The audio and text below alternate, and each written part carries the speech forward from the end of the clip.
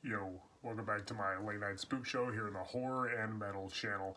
I'm a Hellhound, and yesterday I saw Scream 6 and wanted to really quickly share my thoughts and first impressions and whatnot. I am going to reveal some spoilers, some heavy spoilers at the end of this video, but I'm going to give plenty of warnings before so you have time to pause the video or stop it or whatever. So yeah, spoiler alert for the end of this video. I'm going to give like a quick non-spoiler summary. Then I'm going to talk about spoilers because really to do the review justice, I have to talk about everything. So, but I'll talk about some non-spoilers first, like I said. So anyway, yeah, Scream 6. So Sam and Tara, along with the two. The niece and nephew of Randy Meeks, I forget their names. Mindy, I think, is the girl's name. I forget the guy's name. But yeah, they're the survivors of Scream 5. You know, if you've seen Scream 5, and this time they're in New York, which is pretty cool. I love the big city setting, which I'll get more on that later. And it's during Halloween, and a new killer is after them with a brand new motive, brand new routine and brand new like a way of doing things. Like this ghost face is a little different from the past ones. I think they did that to keep it fresh and original, and I think this movie I really enjoyed it. I thought it was really good. Yeah, me and my buddy went to go see it. We both had a great time. We both loved it. I did have a few issues, and I'm gonna have to, but that's gonna be the spoiler part of this review. So I'll save that for later. Uh, Also, Gail Weathers, played by Courtney Cox, she returns as well, of course. So now she's the only actress. She's the only person who's been in all 6 Scream movies, which is pretty cool. Um, yeah, what can I say? Yeah, I love the New York City setting. I love the Halloween theme. I love the scene of the subway. I do think the New York City setting could have been milked a little more, but at least the whole movie took place in New York City, unlike, Jason Takes Manhattan. This time, Ghostface Takes Manhattan. And they actually showed clips from this movie, too, which is pretty cool. I had a feeling they might do something like that. But yeah, I love the city setting. We did see enough of the city, I guess, but I think there could have been maybe a little bit more. I love the subway scene, like I said. I love the convenience store scene, all about Ghostface with a shotgun stalking Sam and Tara in the convenience store. That was awesome. Yeah, I love the way he just walked in, like, just fearless. I mean, the cops could come, anything could happen, and he just, is just totally fearless. Um, uh, the identity of the killer, which I won't give away yet, really had me guessing. I wasn't sure who it was. I had a feeling. There's a few different suspects that I had a feeling about. So there was definitely some red herrings, which I thought were obvious. I was like, okay, that person definitely not going to be the killer. Just an obvious red herring. Um, but uh, but by the big reveal, when it revealed who the killer or killers were, I was like, whoa. I sort of saw part of it coming, but well, we'll save that for the spoiler part. What else can I say that isn't a spoiler? Yeah, there's not a whole lot to talk about without giving something vital away. Um, yeah, I like the characters. I like the cast. I like the new people. Now I've read some reviews of people saying that Sam, the actress that plays her, is kind of blank the whole movie. But I think that's just her dealing with her past. She's the daughter of Billy Loomis, played again by Skeet Ulrich, who appears to her in visions in this one, just like in Scream 5. She's the daughter of a serial killer, and she's haunted by that. Plus, she survived an attack by her boyfriend, who was a serial killer. What was his name? Richie, I believe. I think his name was Richie, and then Amber, who were the killers in Scream 5. Um, so yeah, so I think it works. She's just tormented and kind of hides her. She kind of keeps it all inside.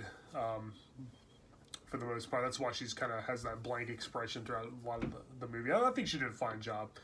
I think everybody did a fine job. The opening kill, wow. Now, that was something different. That was something totally unique. I won't give it away until the spoiler part, but whoa, like, that, that was really violent and just very, very different, like I said. Um, wow. Uh, yeah, what else can I say that isn't a spoiler? Gosh, I don't know. Yeah, Ghostface in Manhattan's great. The subway scene, the convenience store scene, the alleyway scene. Very suspenseful. There's some great suspense in this movie. Great kills. And most of them were just stabbings, but pretty violent nonetheless. Very bloody. There's a few more creative kills too. Not all of them are done with a knife. Um, I think gorehounds will definitely enjoy this one. If you like the other movies, you're gonna like this one. All right, we're reaching the 6 minute mark, so I'm gonna go and get into some spoilers now. So, spoiler alert! Please stop the video if you haven't seen the movie. Okay, you have been warned. I'm gonna reveal everything. I'm gonna reveal that this part's for people who have seen the movie already, and I want to just talk a little bit my thoughts about some spoilers. So, if you haven't seen the movie, stop the video now. This part's only for people who've seen the movie. So. So if you're still here and you haven't seen the movie, tisk tisk. All right, so yeah, I'm gonna reveal the identity of the killers and everything now. All right, so the opening kill, yeah, it was Tony Reviarly. Oh man, I totally butchered his name. I'm sure the guy who plays Flash Thompson in the new Spider-Man movies. Ghostface stalks Samara Weaving down an alleyway, kills her. It was a really cool opening scene. I thought that was just going to be the opening kill right there, but then he unmasks, and it's him, Flash Thompson from the Spider-Man movies. I'm like, whoa, they showed the killer's identity already. Then he goes back to his apartment, starts talking to his roommate, who's also going to be a killer. It's like, okay, so these two guys are the killers. I knew something was going to happen. I figured at this point, once he gets the phone call, and it's obviously the guy using the Ghostface voice, Roger L. Jackson's voice, I figured at this point, I was like, okay, this is going to be the true opening kill. This guy's going to get stalked and killed. And I was like, that's a great idea. So there's two killers who get killed at the beginning of the movie. He finds his accomplice's body chopped up into bits in the refrigerator. Which was, very brutal. Yeah, very awesome opening kill. And then, of course, he himself gets stabbed to death by Ghostface. And it's like, whoa, what an opening. That was something really different. That really had me on the edge of my seat because that was totally unique and just out of nowhere. I definitely didn't see that coming. So, yeah, so we have two killers already who get offed in like, the first, 5 minutes, 10 minutes, whatever. Then it cuts to our main characters, Sam, Tara, Mindy, Mindy's brother, I forget his name. The niece and nephew of Randy Meeks from the first two movies. And they have some other friends. All right, so again, more spoilers. I kind of didn't care for the fact that the writers seemed to be afraid to kill off any of the legacy characters, especially when almost all of them get stabbed like a bunch of times. The Mindy's twin brother, Randy's nephew, he gets stabbed like 20 times and still survives. Mindy's stabbed in the stomach, still survives. People go through hell in this movie and they survive it. I mean, I know that there's been something like that. They kind of did that in past movies too. I mean, Dewey kind of died in the first two movies and then came back, and then even Randy got shot in the first movie but survived till part two. These people really take a beating. They keep coming back. Yeah, I kind of wish they'd killed at least one of the legacy characters, or all of them for that matter. Yeah, Gale gets stabbed a bunch of times and survives. They're all okay at the end. The only people who die are people we kind of don't care about, the new characters who, and there's some random people in the convenience store who we, didn't see after. They might as well, a lot of them were like prop corpses, like the Gale's boyfriend, the guy at the beginning, Flash Thompson from the Spider-Man films, his accomplice, just a prop corpse, basically. So yeah, that's kind of one of the only issues I have with the movie is that, the legacy characters survive getting stabbed multiple times, and then they're too afraid to kill them off, and then most of them we didn't care about. Most of the people who did actually bite it, we didn't really care about. Pretty cool, good kills, though, like I said. but not a big deal. Not a big deal. I do think they should have killed off at least one or all of the legacy characters. Gale or. Though it is cool if she's in part 7, I'll be happy because it's like, okay, we do have somebody who's been in all of them. So maybe she should have survived. I think maybe Mindy or her brother. Maybe should have died, especially after they got stabbed so many times. Sam's new boyfriend character was the obvious red herring I was talking about, whose name escapes me. They just call him Cute Guy through like the whole thing, or Cute Boy or something. He lives like across the street from her. I knew he wasn't going to be Ghostface. He was the obvious red herring character that I was just like, yeah, no way. He even acted kind of weird at times, acted kind of creepy. I was like, yeah, he's not going to be Ghostface. That'd be really stupid if he was. Okay, now to the big spoiler, the big one, the reveal of the killer. Okay, so I forgot to mention Tara had a roommate who was very promiscuous, who was killed by Ghostface kind of early on in the movie. Her father was a cop, and he's been on the trail of Ghostface. He wants to make him pay for killing his daughter, and then he mentioned that he lost a son, too, in the past. All right, here's the big spoiler, the reveal of the killers, okay? You have been warned. I'm going to reveal the identity of the killers. Spoiler alert, okay? You've been warned. Yeah, so it turns out it is the cop. It is, I think Quinn was his daughter's name. It's Quinn's dad, the cop. Quinn, who faked her death, and Ethan, who is another character in the movie, just kind of part of the group, who's really nerdy, and he says he's a virgin, and he's just kind of timid throughout the movie. He turns out he's the cop's son too, and turns out Richie, the killer from part 5, I think that's his name, Richie. Correct me if I'm wrong.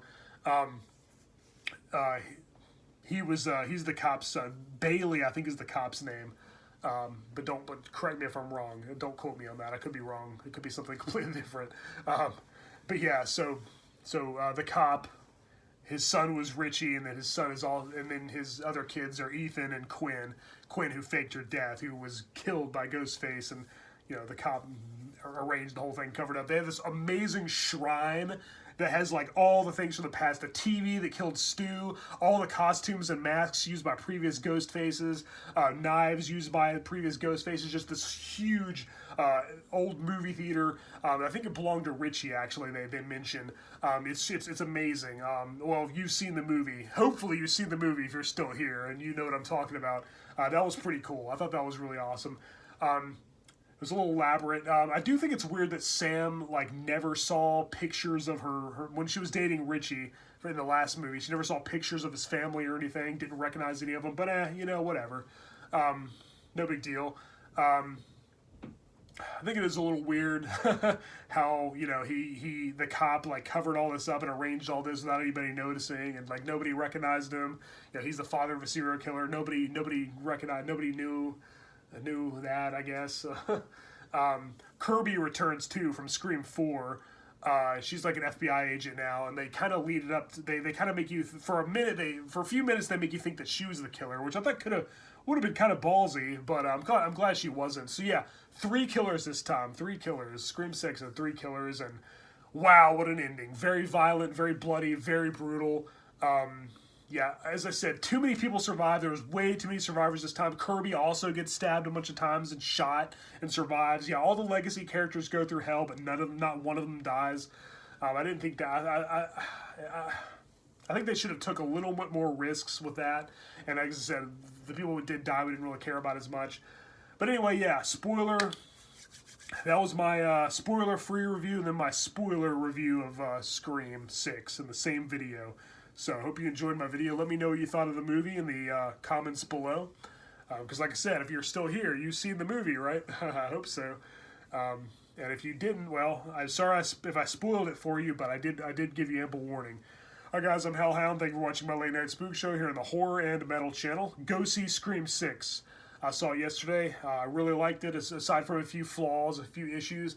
And I'm about to go see later today Shazam! Fury of the Gods. So I'll probably let you guys know what I think of that one too. The trailers look pretty good. All right, guys. See you later. Till next time.